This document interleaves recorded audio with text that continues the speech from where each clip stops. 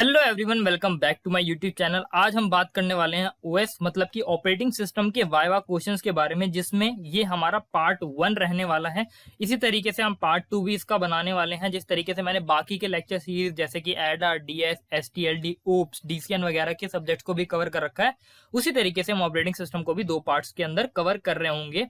ठीक है, तो टाइम ना वेस्ट करते हैं, हम डायरेक्टली शिफ्ट होते हैं क्वेश्चंस के ऊपर, जिसमें मैंने यहाँ पे क्वेश्चंस को लिख रखा है और मैं आंसर आपको बताऊंगा।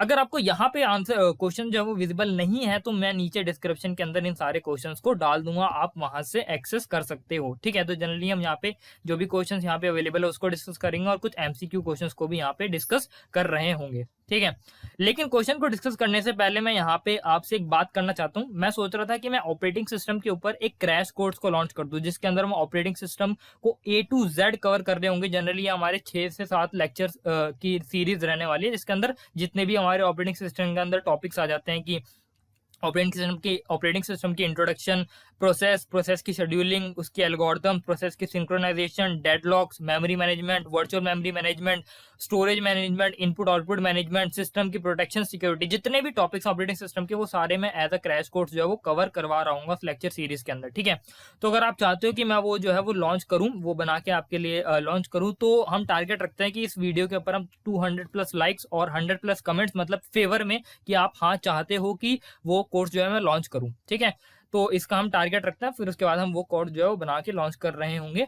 और हम यहाँ पे आ जाते हैं क्वेश्चंस के ऊपर, जो कि हमारा इस वीडियो का मेन टॉपिक है। तो सबसे पहला क्वेश्चन जो है वो हमारा है, what do you mean by an operating system and what are its basic functions. तो सबसे पहले हमको पता ही है, ऑपरेटिंग सिस्टम अगर सब्जेक्ट है तो हमको वही पता होना चाहिए कि ये सब्जेक्ट जो ऑपरेटिंग सिस्टम है इसका वर्ड का मतलब क्या होता है।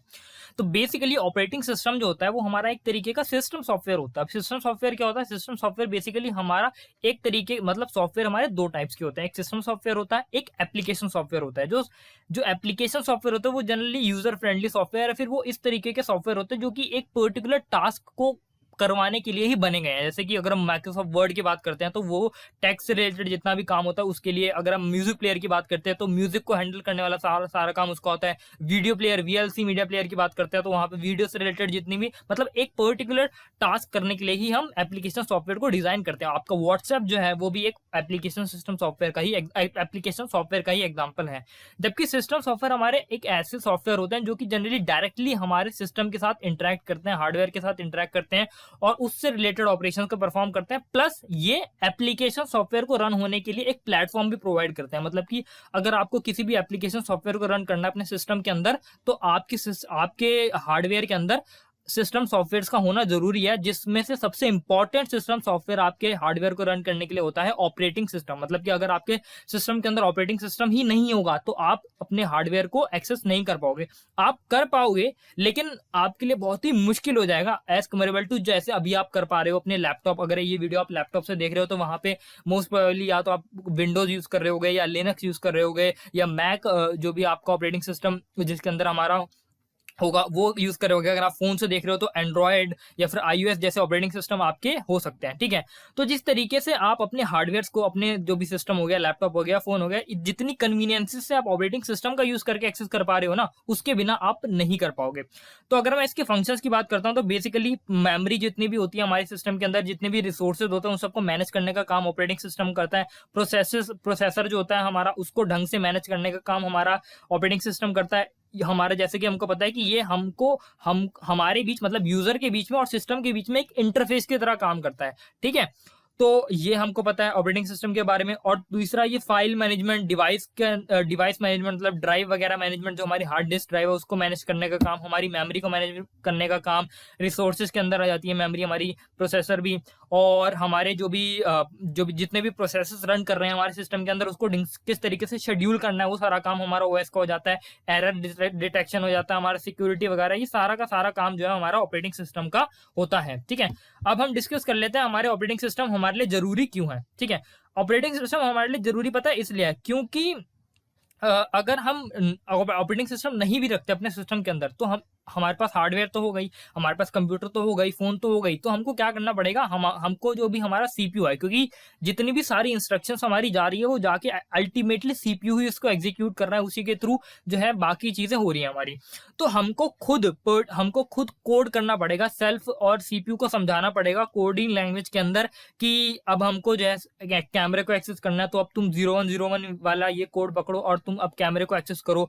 अब मेरे को म्यूजिक चलाना, तो मेरे को 0101 के अंदर कोड करके इसको समझाना पड़ेगा सीपीयू को, तो सीपीयू तब एग्जीक्यूट करेगा, तो काफी ज्यादा हमारे लिए हेक्टिक हो जाएगा। ठीक है, इसलिए ऑपरेटिंग सिस्टम आता है बीच में, वो ये सारे हेडेक अपने ऊपर लेता है और हमको बोलता है कि मैं आपको एक बढ़िया सा यूजर इंटरेक्टिवनेस, आपको जीयूआई टाइप, या फिर मतलब पहले अब जो हमारा ऑपरेटिंग सिस्टम होता है वो अभी जीयूआई वाले आने लगे, लेकिन पहले हमारे टेक्स्ट बेस्ड ही ऑपरेटिंग सिस्टम होते थे।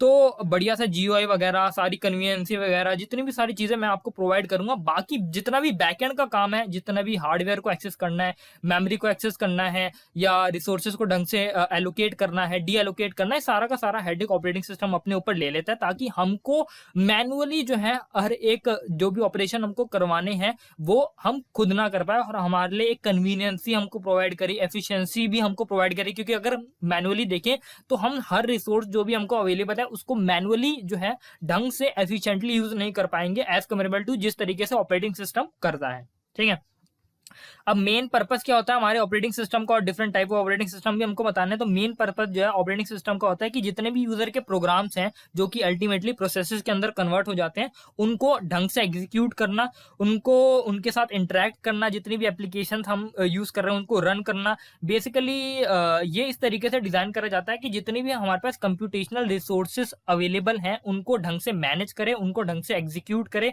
सारी रिसोर्सेज का ढंग से सही फायदा उठाए। तो टाइप्स बताने हमको, हमारे अलग अलग टाइप के ऑपरेटिंग सिस्टम होते हैं। बैच ऑपरेटिंग सिस्टम होते हैं, मल्टी प्रोग्रामिंग ऑपरेटिंग सिस्टम होते हैं, टाइम शेयरिंग ऑपरेटिंग सिस्टम होते हैं, डिस्ट्रीब्यूटेड ऑपरेटिंग सिस्टम होते हैं, रियल टाइम ऑपरेटिंग सिस्टम होते हैं, और मल्टीटास्किंग ऑपरेटिंग सिस्टम हमारे होते हैं।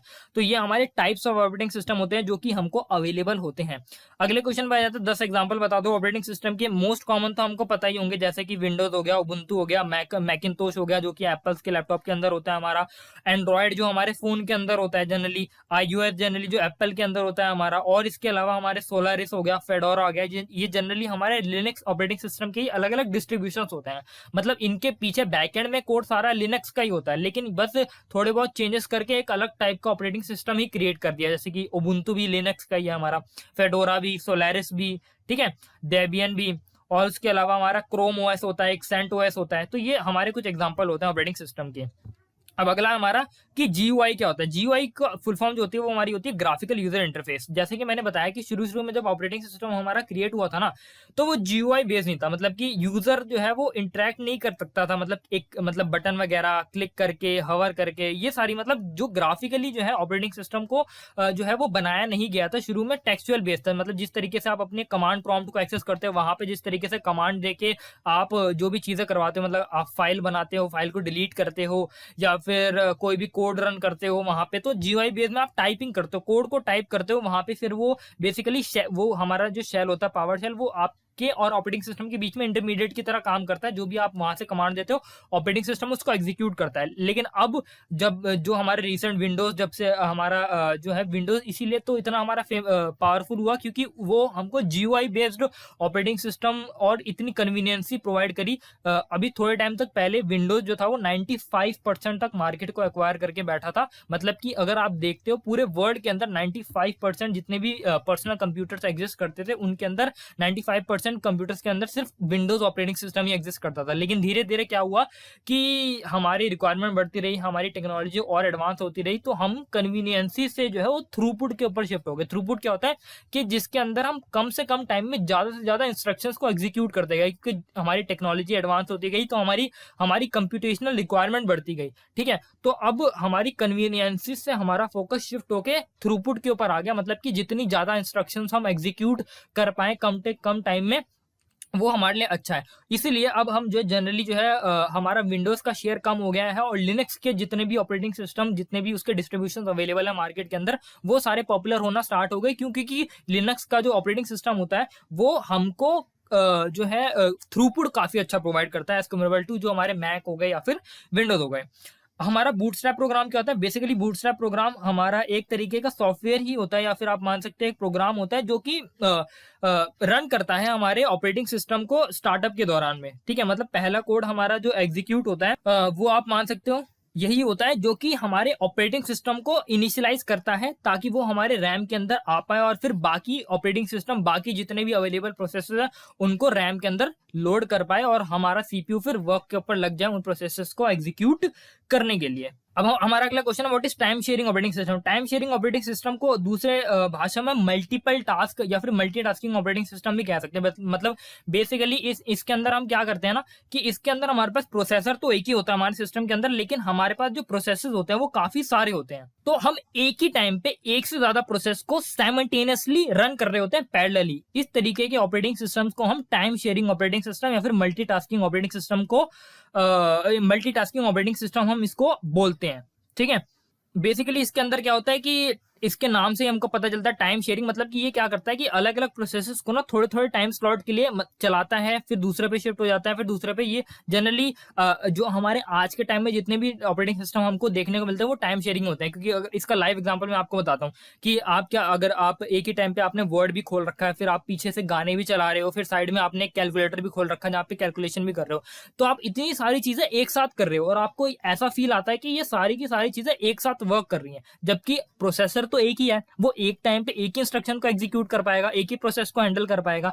तो एक साथ में आपको ये किस तरीके से फील आती है कि जितने भी आप एक से ज्यादा चीजों को एक ही साथ साइमल्टेनियसली कर पा रहे हो। तो जनरली ये टाइम शेयरिंग ऑपरेटिंग सिस्टम हमको फंक्शनैलिटी इस तरीके की प्रोवाइड करता है। वो क्या करता है कि वो जितने भी आपके प्रोसेसर है वो एक टाइम पे एक ही एग्जीक्यूट कर रहा होता है, लेकिन वो इतनी जल्दी हर जितने भी आपके प्रोसेसर रन कर रहे होता है उसको इतनी जल्दी एग्जीक्यूट करता है कि यूजर को ऐसी फील आती है कि वो जो है जितनी भी सारी चीजें रन कर रही है वो एक के बाद एक रन नहीं कर रही, वो एक ही टाइम पे साइमल्टेनियसली रन कर रही है। ठीक है, तो जनरली ये हमारा जो सीपीयू होता है वो कंटेक्ट स्विच मारता रहता है जितने भी अलग अलग प्रोसेसर मेरे रन कर रहे होते हैं एक पर्टिकुलर टाइम क्वांटम के अंदर। मतलब कि अगर 20 सेकंड के लिए पहले प्रोसेस को रन कर दिया, फिर 20 सेकंड के लिए अगले प्रोसेस को, फिर 20 सेकंड के लिए, 20 सेकंड नहीं मतलब मिली सेकंड, क्योंकि सेकंड तो काफी ज्यादा ही हो जाएगा, तो मिली सेकंड्स के अंदर हमारा काम हो रहा था। कंटेक्स्ट स्विचिंग क्या होती है वो मैं आगे डिस्कस करूंगा। ठीक है, अगला क्वेश्चन है हमारा real time operating system. Real time operating system generally हमारे वो ऑपरेटिंग सिस्टम होते हैं जिसके अंदर टाइम हम बिल्कुल ही आप मान सकते हो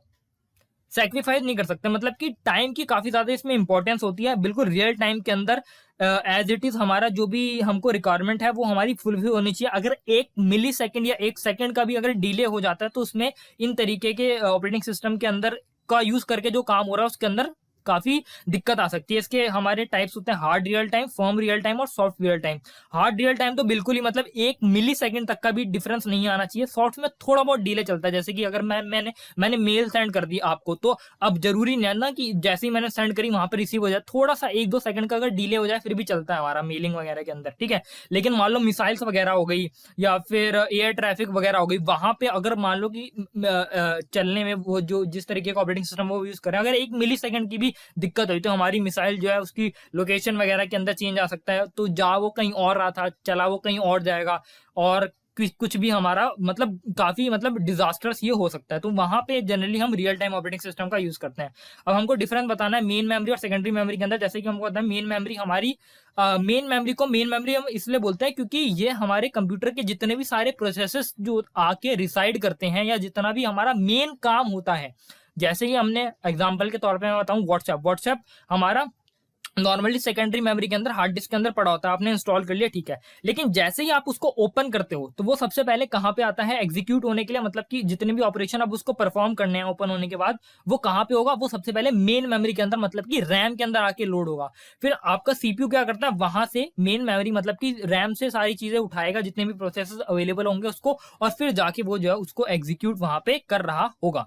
ठीक है, और सेकेंडरी मेमोरी के अंदर जैसे कि मैंने बताया कि सेकेंडरी मेमोरी जो होती है बेसिकली सेकेंडरी अगर आपको जो भी डेटा वगैरह को स्टोर करना है, जैसे कि हार्ड डिस्क इसका एग्जांपल हो गया, पेन ड्राइव इसका एग्जांपल हो गया, और इसके अलावा जहाँ पे मतलब परमानेंटली आप डेटा स्टोर करने के लिए जितना भी जो भी मेमोरी यूज करते हो वो सेकेंडरी मेमोरी के अंदर आ जाता है। एग्जाम्पल मैंने बता दिया। मेन मेमोरी का एग्जाम्पल होता है आपका रैम, रैंडम एक्सेस मेमोरी जिसको हम बोलते हैं, और यहाँ पे डेटा वॉलेटाइल होता है, मतलब कि थोड़े टाइम के लिए जब तक काम है तब तक रहेगा, या फिर आप ऐसा बोले अगर आप सिस्टम को ऑफ कर दोगे तो आपका जो जितना भी डेटा वो सारा लूज हो जाएगा। ठीक है, हमको तो अगला क्वेश्चन हमारा what is the main objective of multi programming. अब मल्टी प्रोग्रामिंग क्या है, ये हमारा एक टाइप का ऑपरेटिंग सिस्टम ही होता है, जैसे कि मैंने भी आपको ऊपर बता दिया। तो मल्टी प्रोग्रामिंग ऑपरेटिंग सिस्टम के अंदर क्या आइडियोलॉजी फॉलो करी जाती है, इसके अंदर बेसिकली हम क्या करते हैं कि ना सीपीयू को हमारी ये कोशिश रहती है ना कि सीपीयू हमारा आइडल ना बैठे, मतलब कि उसके पास हमेशा कोई ना कोई प्रोसेस हो जिसको वो एग्जीक्यूट कर रहा हो। ठीक है, तो हम मल्टी प्रोग्रामिंग के अंदर क्या करते हैं कि हम जितने भी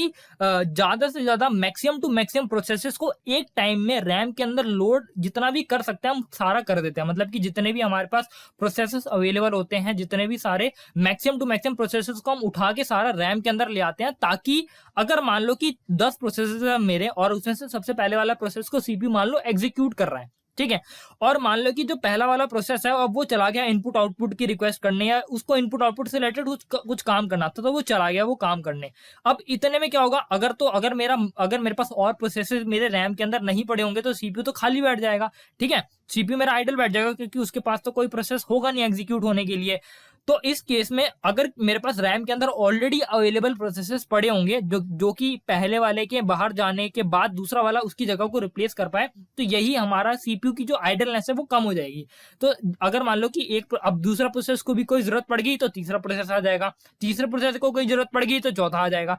तो यही हमारा मेन ऑब्जेक्टिव होता है मल्टी प्रोग्रामिंग का, जिसके अंदर हम सीपीयू को आइडल नहीं रखते, हम जितना मैक्सिमम टू मैक्सिमम प्रोसेसेस जितने भी अवेलेबल होते हैं उन सबको एक साथ में रैम के अंदर ले आते हैं, ताकि सीपीयू जो है उसके पास हमेशा कोई ना कोई प्रोसेस रहे एग्जीक्यूट करने के लिए। अगला क्वेश्चन है हमारा मल्टीटास्किंग और मल्टी प्रोसेसिंग के बीच में हमको यहाँ पे डिफरेंस बताना है कि क्या होता है हमारा। ठीक है, तो मल्टीटास्किंग के अंदर बेसिकली क्या करते हैं, ये काफी ज्यादा एफिशिएंटली यूज करता है हमारे हार्डवेयर को।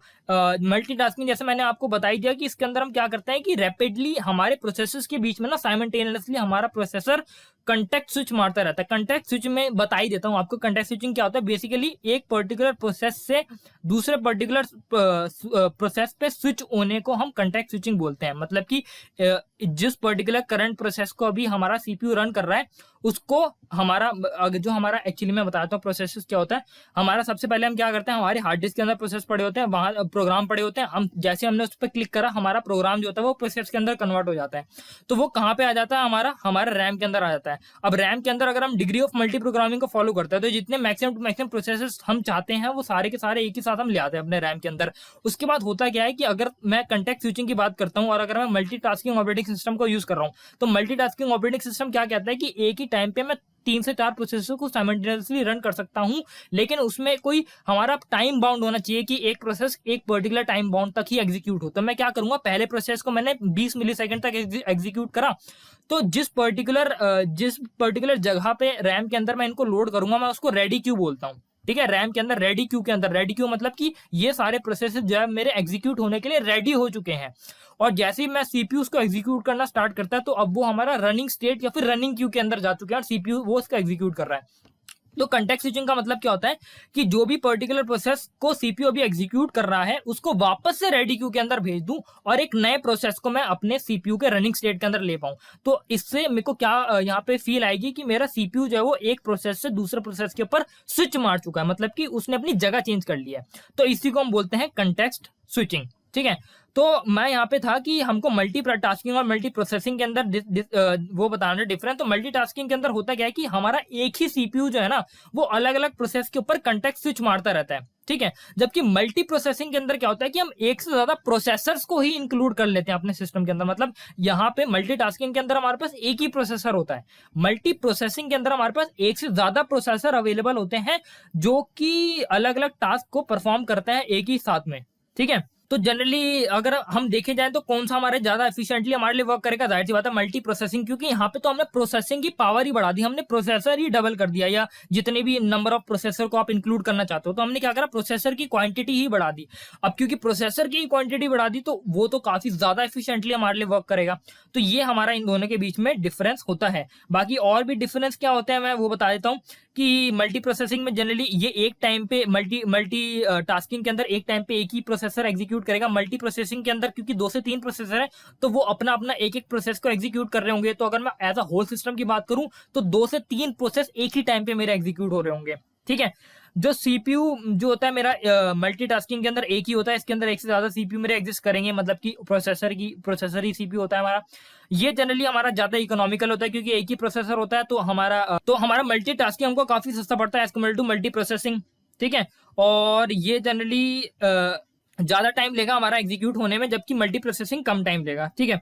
हमको बेनिफिट्स बताने मल्टी प्रोसेसिंग सिस्टम के। मल्टी प्रोसेसिंग सिस्टम का बेनिफिट ये है कि इसके अंदर 2 से ज्यादा सीपीयू एग्जिस्ट करते हैं, तो इसमें क्या होगा, मेरा परफॉर्मेंस बढ़ जाएगी काफी ज्यादा सिस्टम की, ठीक है। मल्टीपल प्रोग्राम्स एक ही साथ रन होंगे मेरे, तो एफिशिएंसी बढ़ जाएगी। नंबर ऑफ प्रोसेसर को इंक्रीज करने से मेरा नंबर ऑफ टास्क, जो कि एक पर्टिकुलर, मान लो कि 1 सेकंड के अंदर मैं सिंगल प्रोसेसर के साथ 10 एग्जीक्यूट कर रहा था, अब मेरे पास 2 प्रोसेसर हो गए, तो अब मैं एक ही सेकंड के अंदर 20 एग्जीक्यूट कर पाऊंगा, ठीक है। एफिशिएंसी बढ़ जाएगी मेरी, और सिंपली मेरी रिलायबिलिटी वगैरह भी है वो बढ़ जाएगी ऑपरेटिंग सिस्टम की, ठीक है।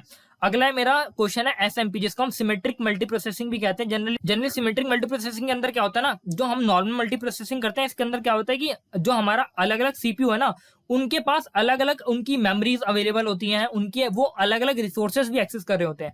सिमेट्रिक के अंदर हम क्या करते हैं कि हम सीपीयू, सिर्फ 2 सीपीयू इंजेक्ट करते हैं अपने सिस्टम के अंदर, जबकि जो बाकी के रिसोर्सेज होते हैं ना, उन सबको सेम रखते हैं, मतलब कि यहाँ पे ये शेयर करते हैं, जो भी हमारे अलग अलग मल्टीपल प्रोसेसर्स को हमने अपने सिस्टम के अंदर इंक्लूड करा है, वो रिसोर्सेज तो सेम शेयर कर रहे होंगे सिमेट्रिक मल्टी प्रोसेसिंग के अंदर, जबकि नॉर्मल के अंदर हम नहीं कर रहे होंगे।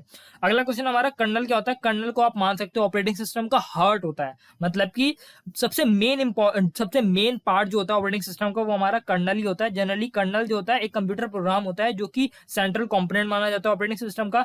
ये रिस्पॉन्सिबल होता है जितने भी आप मान सकते हो हार्डवेयर से रिलेटेड चीजें, उनको हैंडल करना, मैनेज करना, जितने भी ऑपरेशंस हो गए मेरे हार्डवेयर। मतलब अगर मैं बात करूं कि हार्डवेयर को डायरेक्टली जो एक्सेस करता है ना, अल्टीमेटली डीप डाउन लेवल पे अगर मैं देखूं, तो वो मेरा कर्नल करता है। ऑपरेटिंग सिस्टम भी डायरेक्टली एक्सेस नहीं करता, ऑपरेटिंग सिस्टम भी कर्नल को बोलता है। कर्नल जाके अल्टीमेटली जो है वो जितने भी हार्डवेयर हो गए, कैमरा को एक्सेस करना है, प्रिंटर को एक्सेस करना है, कीबोर्ड को एक्सेस करना है, माउस को एक्सेस करना है, जितने भी हार्डवेयर को डायरेक्टली जाके एक्सेस करना होता है, वो हमारा कर्नल करता है, ठीक है।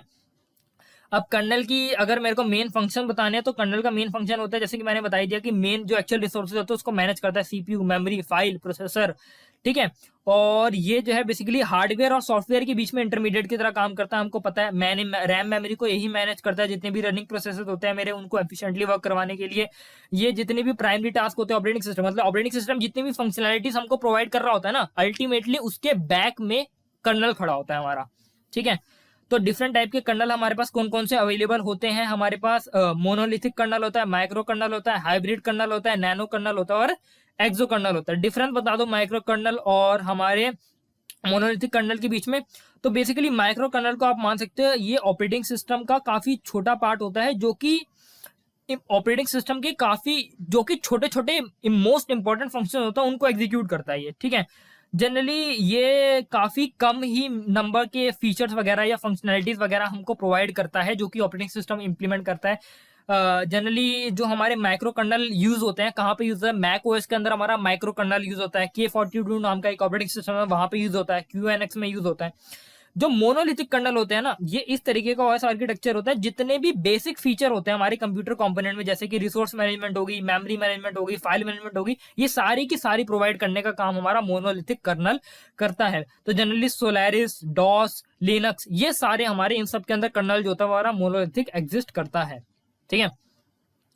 तो डिफरेंस बता देते हैं एक बारी, मैंने डेफिनेशन बताया, डिफरेंस भी एक बारी बता देते हैं कि इसके अंदर कर्नल सर्विसेज और यूजर सर्विस जो होती है वो हमारे अलग अलग एड्रेस स्पेस के अंदर रिलाई करती है, जबकि जो मोनोलिथिक होता है उसके अंदर दोनों ही सेम एड्रेस स्पेस के अंदर रिलाई करते हैं। जनरली जो माइक्रो कर्नल होता है वो स्मॉलर होता है साइज में, जो मोनोलिथिक के मुकाबले में मोनोलिथिक ज्यादा होता है हमारा साइज में। जनरली अगर कोई भी सर्विस क्रैश हो जाती है ना हमारी, इस वाले जो भी सिस्टम, अगर जो भी operating system micro kernel use कर रहा है, तो उससे हमारे माइक्रो कर्नल के फंक्शनिंग के ऊपर दिक्कत नहीं पड़ती। जबकि अगर मोनोलिथिक कर्नल के अंदर एक सर्विस भी हमारी क्रैश कर गई तो पूरा का पूरा सिस्टम क्रैश कर जाएगा, ठीक है। तो यही हमारा डिफरेंस होता है। वो कर्नल और ओएस के बीच में डिफरेंस बता दो भाई। कर्नल जो होता है हमारा एक तरीके का सिस्टम प्रोग्राम होता है, जितने भी प्रोग्राम्स हमारे कंप्यूटर पर रन कर रहे होते हैं उनको कंट्रोल करने का काम करता है। हमको पता है ये हार्ट होता है ऑपरेटिंग सिस्टम का, डायरेक्टली हार्डवेयर को एक्सेस करना तो कर्नल का यूज करके करते हैं। बेसिकली आप मान सकते हो कि हार्डवेयर और सॉफ्टवेयर को डायरेक्टली अगर जो कनेक्ट करता है ना, या ब्रिज का जो काम करता है वो कर्नल करता है।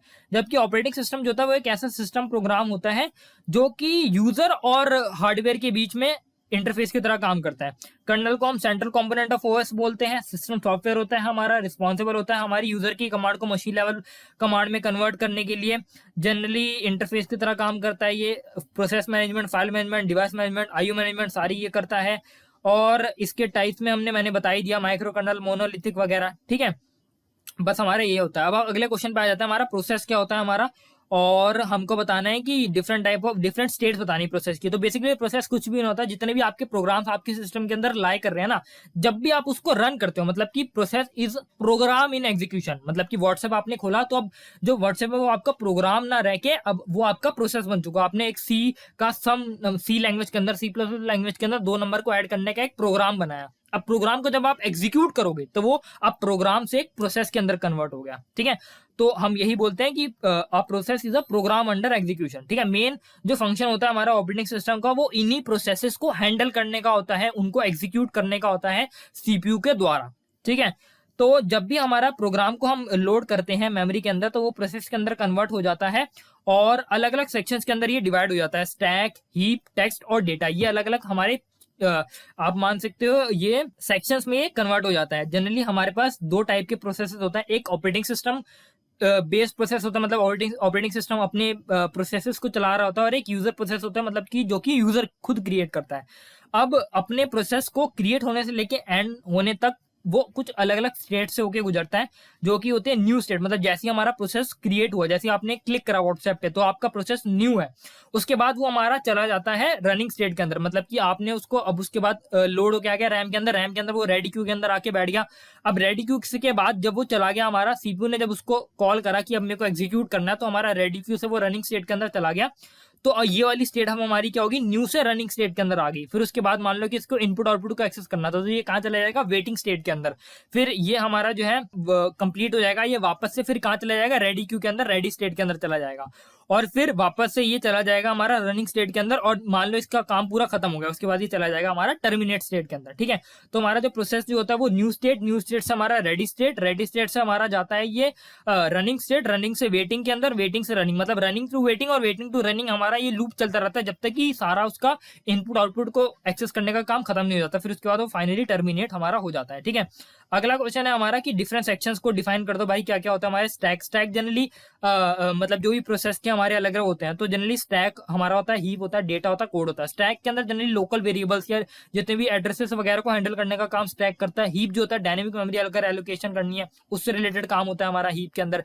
डेटा जनरली ग्लोबल वेरिएबल्स या स्टैटिक वेरिएबल को अगर हमको बनाना है, एक्सेस करना है, वो सारा डेटा वाले सेक्शन के अंदर आता है। कोड या टेक्स्ट के अंदर जनरली जो भी हमने प्रोग्राम का कोड लिखा, मतलब कि 2 नंबर को ऐड करने का कोड जो भी आपने लिखा है, जो भी उसका कोड है वो सारा उसके अंदर आएगा। जबकि जो वेरिएबल बना रखे होंगे, अगर आपने डायनेमिक बना रखा था वो हीप के अंदर क्रिएट होगा, अगर आपने लोकल वेरिएबल बना रखे हैं तो स्टैक के अंदर चला जाएगा, अगर आपने उसके अंदर स्टैटिक वेरिएबल, ग्लोबल वेरिएबल बना रखे हैं तो वो डेटा वाले सेक्शन के अंदर चला जाएगा। एक ज़ॉम्बी प्रोसेस मेरा क्या होता है, ज़ॉम्बी प्रोसेस मेरा बेसिकली एक ऐसा प्रोसेस होता है जो कि टर्मिनेट तो हो चुका है, लेकिन उसका कंट्रोल जो है ना वो अभी पूरी तरीके से क्लेम नहीं हुआ है। मतलब कि वो टर्मिनेट तो हो चुका है, लेकिन अभी पूरी मेन मेमोरी से मेरा उसका टर्मिनेशन, मतलब जो भी आप मान सकते हो एक सिग्नल जाता है कि हाँ ये प्रोसेस मेरा टर्मिनेट हो चुका है, तो वो मेन मेमोरी से अभी मेरा नहीं निकला है, वो हमारा ज़ॉम्बी आप मान सकते हो प्रोसेस होता है, ठीक है। अगला हमको कुछ ये टर्म्स को डिफाइन करना है, जो कि हमारा सिस्टम कॉल और हमारा प्रोसेस शेड्यूलर टाइप, प्रीएम्प्टिव, ये सारी चीज़ें जो है थोड़ी सी रह गई हैं। मैं बाकी जो अगला पार्ट है मेरा उसी के अंदर मैं जो है उन्हीं के साथ जो है इन क्वेश्चंस को, बाकी 2 से 3 क्वेश्चन है उन्हीं को डिस्कस साथ ही में कर दूंगा, ठीक है। लेकिन उससे पहले मैं ये जो हमारे एमसीक्यू क्वेश्चन है मैं उसको डिस्कस कर लेता हूँ। तो हमारा पहला क्वेश्चन है विच of the following is not considered, इसमें से कौन सा हमारा ओएस नहीं है। इसमें से हमारा विंडोज एक्सपी ओएस है, फेडोरा ओएस है, मैक ओएस है, लिनक्स जो है वो हमारा ओएस नहीं है। लिनक्स हमारा एक कर्नल होता है। What is the use of banker algorithm को क्यों यूज करते हैं, हम रेक्टिफाई करने के लिए, डेडलॉक को प्रिवेंट करने के लिए, सॉल्व करने के लिए, नन ऑफ द। बेसिकली हम डेडलॉक को प्रिवेंट करने के लिए बैंकर एल्गोरिथम का यूज करते हैं। बैंकर एल्गोरिथम क्या होती है या डेडलॉक क्या होता है अगली वीडियो के अंदर मैं बता दूंगा इसको। डेडलॉक को हैंडल करने के लिए कौन सी अप्रोच को हम यूज कर, इनमें से कौन सी अप्रोच को हम यूज नहीं करते, डिटेक्ट एंड रिकवर या फिर अवॉइड या फिर वर्चुअल मेमोरी या deadlock prevention. Virtual memory basically हम जब यूज करते हैं जब हमको पेजिंग वगैरह का कंसेप्ट आता है हमारा, उसके अंदर मेमोरी मैनेजमेंट के अंदर हमारा वर्चुअल मेमोरी आता है, ठीक है। ये सारी मैं अगली वीडियो के अंदर बताने वाला हूँ। अगला क्वेश्चन, इनमें से कौन सा प्रोग्राम जो है मेरा जस्ट हमारा सिस्टम जैसे ही बूट होता है या जीयूआई लोड होने के बाद सबसे पहला सिस्टम कौन सा चलता है हमारा?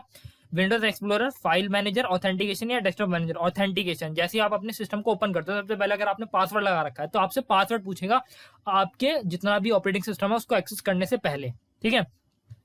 उसके बाद हमको बताना है कि जनरली हमारे को which of the following usually provide the interface to get access to the service of the OS. OS की सर्विस को एक्सेस करने के लिए कौन कौन से चीजें इनमें से मेरे को जो है प्रोवाइड करता है एक interface? System call, library, API, all of the, ये सारी की सारी चीजें ही हमको जो है एक इंटरफेस प्रोवाइड करते हैं ताकि हम ओएस को एक्सेस कर पाए, ठीक है। तो इसका आंसर ऑल ऑफ द है, ठीक है। तो आई होप आपको ये वीडियो जो है वो पसंद आई होगी। अगर आपको ये वीडियो पसंद आया है तो इस वीडियो को लाइक करना, नीचे कमेंट करना, चैनल को सब्सक्राइब करना, अपने दोस्तों के साथ शेयर करना, क्योंकि हमारे वाइवा जो है पास आ रहे हैं और आपके फ्रेंड्स को काफ़ी उससे हेल्प होगी। और इसी तरीके से हम इसके पार्ट 2 को भी काफ़ी जल्दी ही लाने वाले हैं, ठीक है। और जिस तरीके से मैंने बताया कि अगर आपको क्रैश कोर्स भी चाहिए तो वो भी आप नीचे मेरे को कमेंट सेक्शन के अंदर बता सकते हो, ठीक है। आज की वीडियो को यहीं पे समाप्त करते हैं।